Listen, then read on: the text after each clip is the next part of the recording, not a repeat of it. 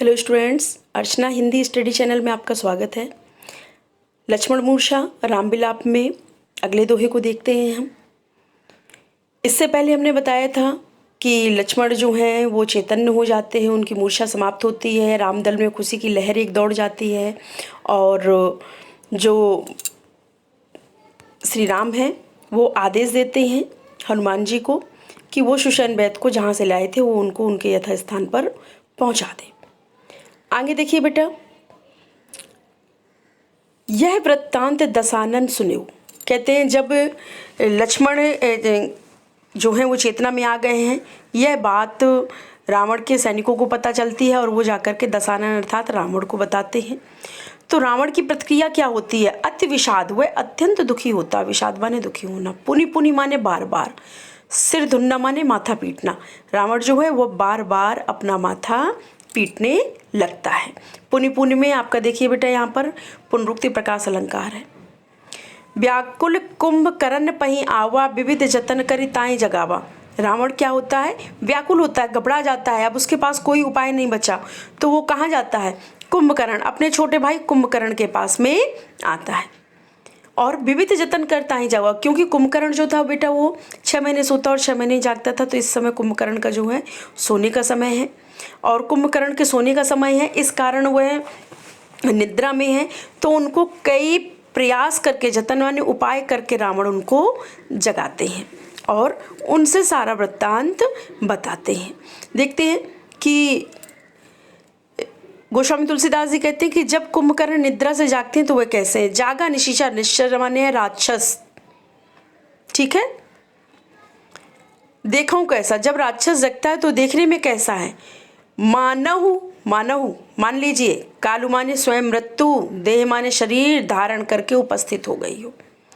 जब कुंभकर्ण जागता है तो ऐसा लगता है उसको देख करके कि मानो स्वयं मृत्यु शरीर धारण करके उपस्थित हो गई हो, ऐसा प्रतीत हो रहा है। मानो काल देहि धरि, वैसा ऐसा लगता है कि मानो स्वयं मृत्यु ही शरीर धारण करके उपस्थित हो गई हो।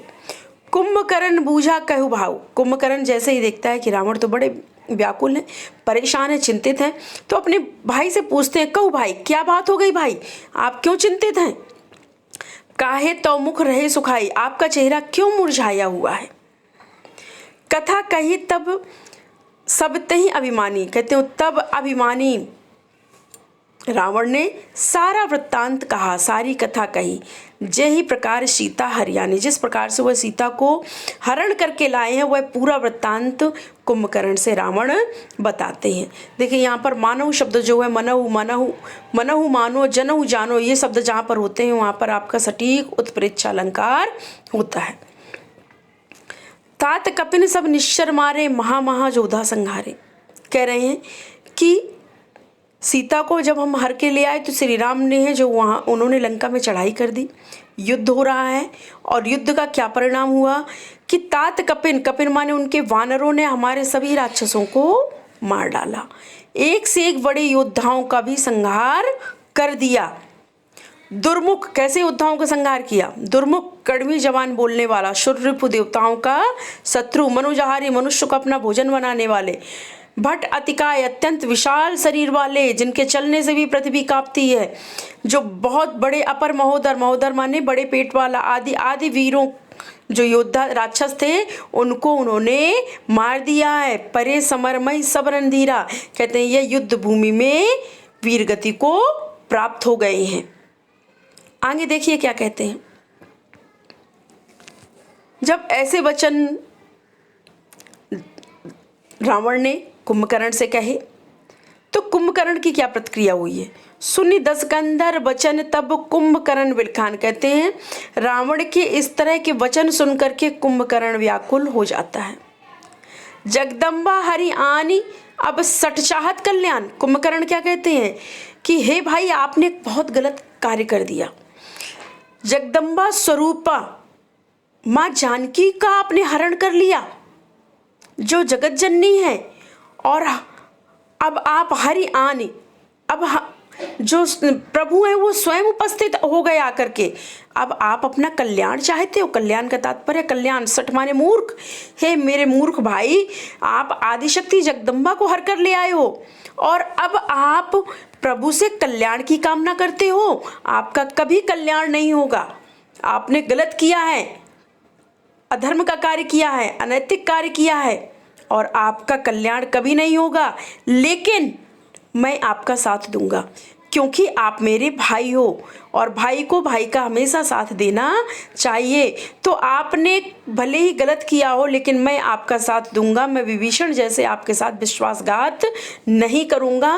मैं भले इस कार्य की गति जानता हूँ, अंत जानता हूँ कि इस कार्य में कभी हमको विजय प्राप्त नहीं होगी, हमारी मृत्यु निश्चित है, बहुत बड़ा अपराध हुआ है, लेकिन फिर भी यह सब कुछ जानते हुए मैं आपका साथ दूंगा।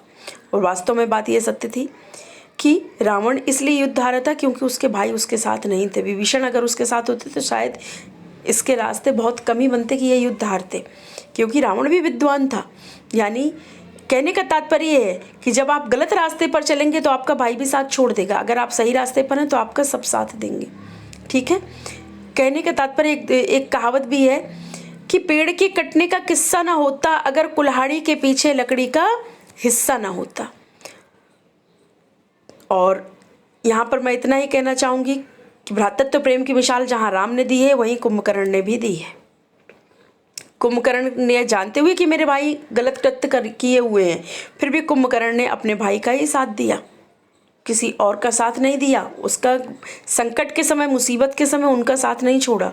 तो हमें भी इससे यही सीखना चाहिए कि भ्रातृत्व प्रेम की एक मिसाल जो दी गई है गोस्वामी तुलसीदास जी द्वारा, उसका हम अनुकरण करें। हमें हमेशा अपने भाई के साथ होना चाहिए।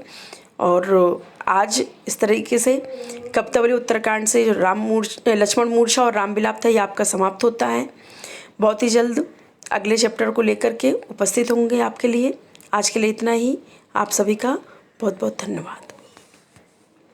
कृपया वीडियो को लाइक और चैनल को सब्सक्राइब